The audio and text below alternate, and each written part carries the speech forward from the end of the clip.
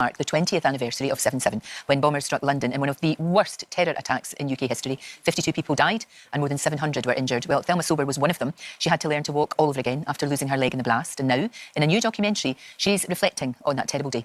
What a wonderful way to combat something so unbelievably hellish. And Thelma, I'm glad to say, joins me now. You weren't supposed to be on that train that day, on that underground train. You were supposed to be off. But if people cast their minds back, we just won the Olympics. Absolutely. London had just won the Olympics, and you were very much part of that. Absolutely. So you had to go to work that day? Yes. Well, I spent 3 years of my life contributing to preparing the bid to stage the London Paralympic and Olympic Games here.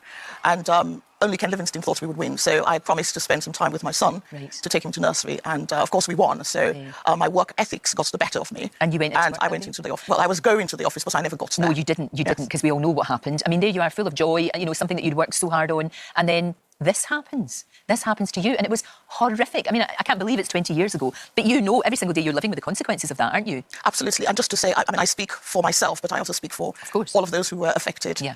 52 people lost their lives. Yes, I do live with the consequences every day. I see it, the way I cope with it is these are challenges that I have to navigate. And as long as I can get the support that I need, I am fortunate to be alive today to sit here with you to tell the stories. Because it's things like, obviously, you had to learn to walk again. Yeah. You lost your leg that had to be amputated, tried to save it, but it wasn't possible. And your hearing and everything, it affects you, all of you.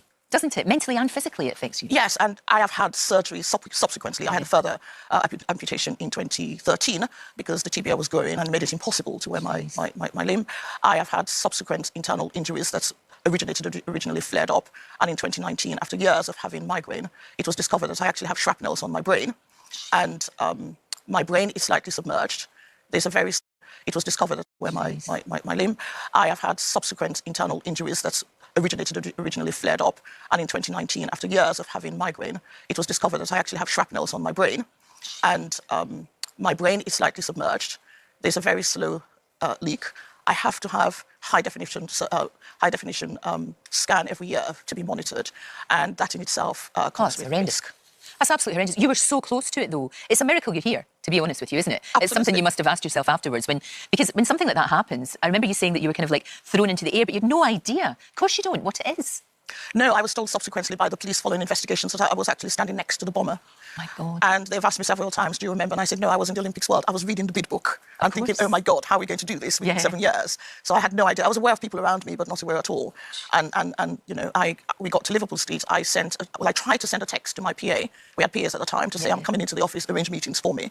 And then, of course, there was a flash lighting, lifted up the air, circling around, heard screams from a distance. And when I eventually woke up, I found myself on the train tracks. I don't know how you managed to cope with that, but not only do you cope with it, you are a survivor. That's the thing about you. You're not a victim, you're a survivor. Absolutely. And I think that's really, really important to make that distinction. But you've also helped, as we saw there, you've helped so many other people. You've used what has happened to you in a really positive way, which is extraordinary in of itself, but the way that you've managed to help others to get through this and to stop it happening again. Absolutely. Hope, determination and resilience, and to some extent for me, defiance. Yeah. Because I want to show the terrorists, those who are thinking of attacking our country, that we will stand shoulder to shoulder with everyone, community, government, and we will fight against terrorism. We will never be defeated. No. And for the lives of the 52 people who, in a reckless, senseless attack, lost their lives, I will never give up. We will never give up. And I will continue to speak up. Yeah. And it's also important that society remembers, because as you said earlier, we live with the challenges and support. I don't know any survivor or any family of the bereaved who are sitting at home feeling sorry for ourselves. We are not. But it's very important that we receive the supports that we need, not just in the immediate, but in the medium and the long term, to help us to continue and to contribute to society. Yeah, it's about recognition, isn't it, as well? I mean, we mustn't forget, ever, what happened. And it was so interesting, actually very heartening, Thelma, that in the days, weeks and months after this, people actually really came together. London gets criticised for being, a city where nobody talks to one another and everybody, keeps people at a distance. But I really noticed that. I mean, I remember that vividly, the way that people were making eye contact, and it was almost like... This is Maya. Maya needs to act fast to make the most of our British summer.